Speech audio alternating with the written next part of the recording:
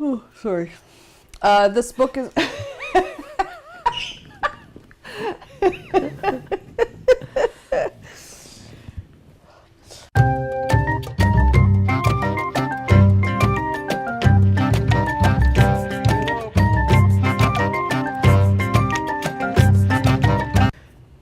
Next up, we have Oriental Neighbors, Middle Eastern Jews and Arabs in Mandatory Palestine, written by Abigale Jacobson and Moshe Naor. It is published by Brandeis University Press, and it was published in the year, I will get there just one second. 2016. 2016. Thank you, Noura. Did you see this? Focusing on Oriental Jews and their relations with their Arab neighbors in Mandatory Palestine, this book analyzes the meaning of the hybrid Arab-Jewish identity that existed among Oriental Jews and discusses their unique role as political, social, and cultural mediators between Jews and Arabs.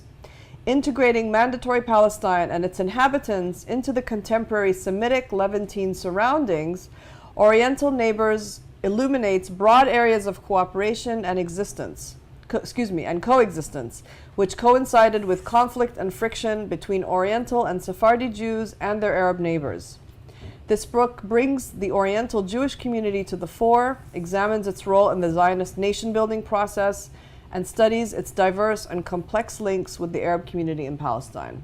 So this book actually works really well sort of as a follow-up in many ways, although it's, of course, has a very different approach to than Salim Tamari's book.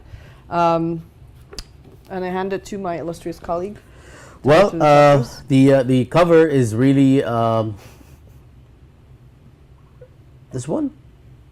It's pointing over there. It's white shot. Okay. White shot? What? That's racist.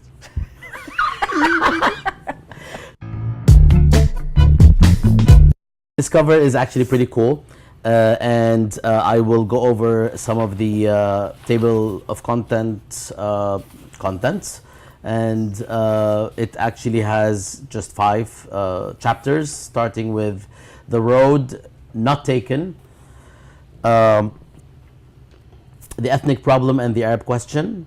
Second, 2 Natives of the Orient. Actually, it's Natives of the Orient. 2 represents the chapter number. Natives of the Orient, Political and Social Rapprochement.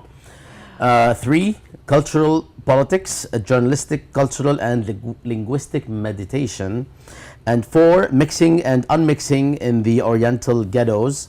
5, Crossing the Lines, the Security Border between Jews and Arabs. I am actually not familiar with the book myself, or the authors, actually, or the question of Palestine. Maybe our interlocutor can comment on this.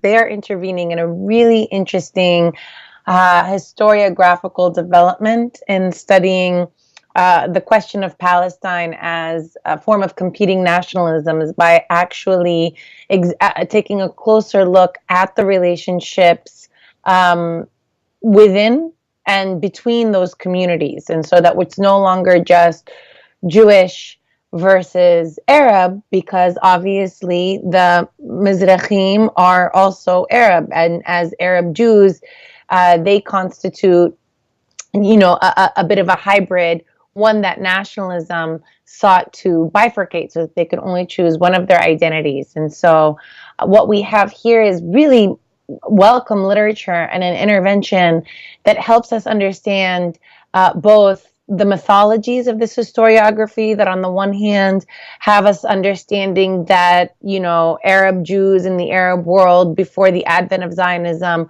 lived so beautifully and wonderfully without any kind of struggle. And on the other hand, the Zionist narrative that they were downtrodden and treated miserably and would never have been accepted into an Arab polity. And so I think what this book is doing and offering is creating a more nuanced argument about what they aptly regard as the Arab question, because these are the Arab Jews, and ultimately, even if they originally had a tension within their identity, as Israel solidified itself and increasingly incorporated the Mizrahim into its polity, they become starkly Israeli in a way where they had to reject their Arab origins in what Ella Shohat, who is an Iraqi Jewish cultural scholar, regards as an exercise in self-devastation. So I also look forward to reading this because it helps us map the future, as well as we're in a moment, in a transitory moment where the two-state solution has been obviated. And so how does this population, for example, in these communities, for example, do they or don't they have the potential to create a bridge to those new futures? Thank you. We could actually say quite a bit more, but we're going to go to the next volume, and we'll be with you in just a couple of seconds at the Nerdiest Show, on the Nerdiest Show on the internet.